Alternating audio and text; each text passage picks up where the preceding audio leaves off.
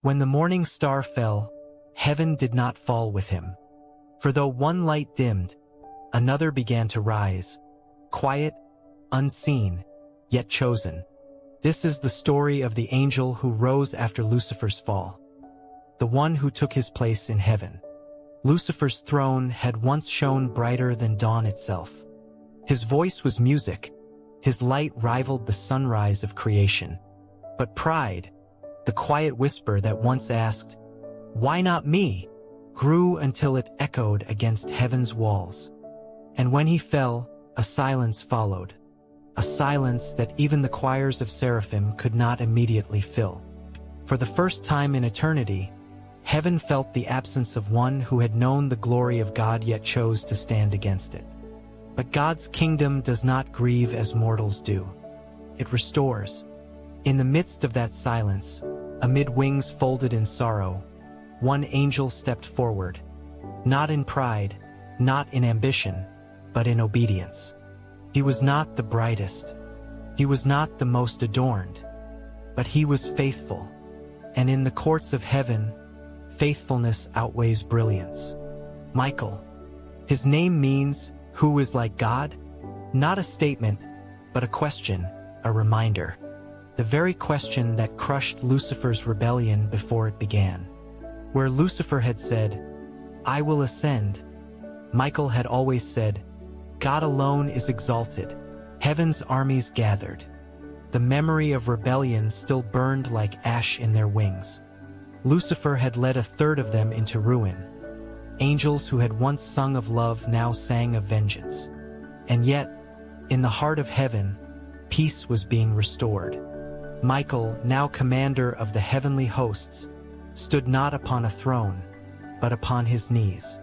He did not inherit Lucifer's music, he inherited his mission, to reflect God's glory, not to seek his own. And so, where pride had fallen, humility ascended.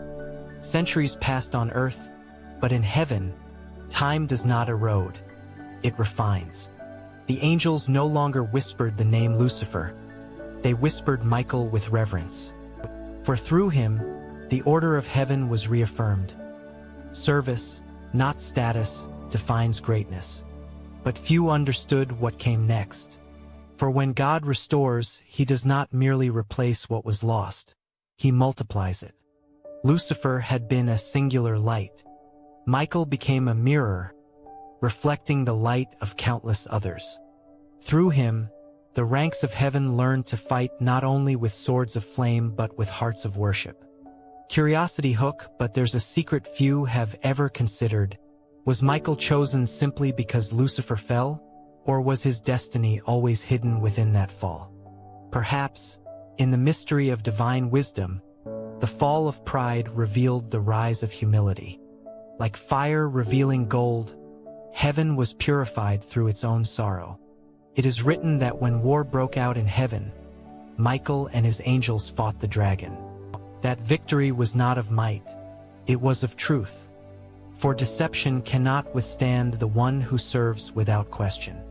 In that moment, heaven learned again that power without obedience leads to ruin, and obedience without recognition leads to eternal honor. In the courts of eternity, a new harmony rose.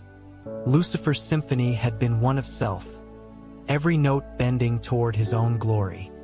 Michael's was one of surrender, every note bending back toward the throne. And God saw it and called it good. The scriptures tell us that Michael became the prince who stands guard over the people of God.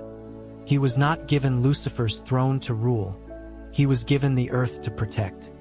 Where Lucifer sought worship, Michael sought warfare for righteousness. Every battle on earth, every unseen clash of light and shadow, bears his mark, not of conquest, but of guardianship. When nations tremble, when hearts despair, heaven's voice whispers again, Michael stands. Reflection hook, and maybe that is our own hidden battle, to stand when others fall. For pride is not just an ancient angel's sin. It is a mirror held before every soul. Lucifer fell by saying, "I will." Michael rose by saying, "Thy will." Between those two sentences lies the difference between ruin and redemption. As ages rolled, the name Lucifer faded into legend, but the name Michael became a banner. Prophets saw him in visions, warriors felt his presence, and at the end of days, Revelation declared him as heaven's defender.